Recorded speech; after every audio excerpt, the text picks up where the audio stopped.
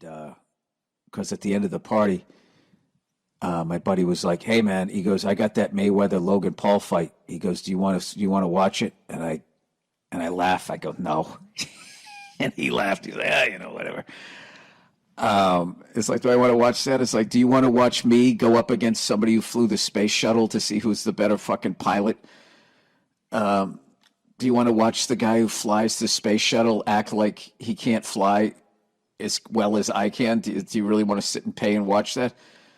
But whatever. Me and my wife hadn't had a night out, and I got some family in town, so he invited us all over. I was like, yeah, fuck it, let's do it. So we went over there, and oh my God.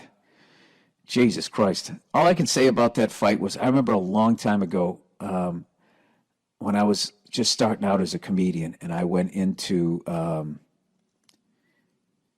the Comedy Connection because there was a famous comic that was in town, and I wanted to see him. And he improv'd a lot of his shit, right? And I wanted to see what that was like because I was so afraid to improvise and shit. And I went in there, and it was like deathly quiet in there. Like, it was almost like I walked in thinking there was nobody on stage. And the guy was on stage, and he was just fucking eating his balls.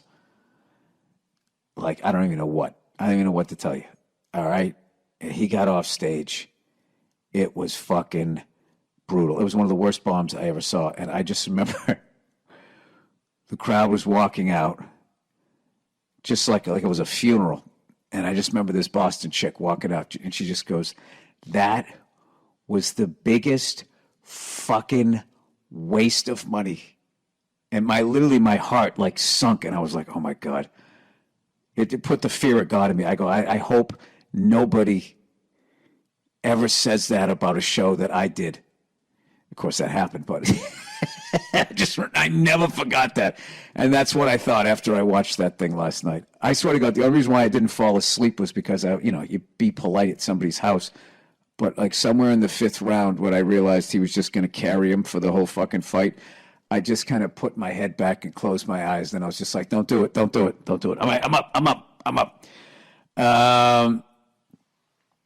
Yeah. So, what are you going to do? But I mean, you can't be upset if you ordered it. I mean, the fact that Muhammad Ali didn't knock out Lyle Alzado all those years ago, I mean, you know what this is.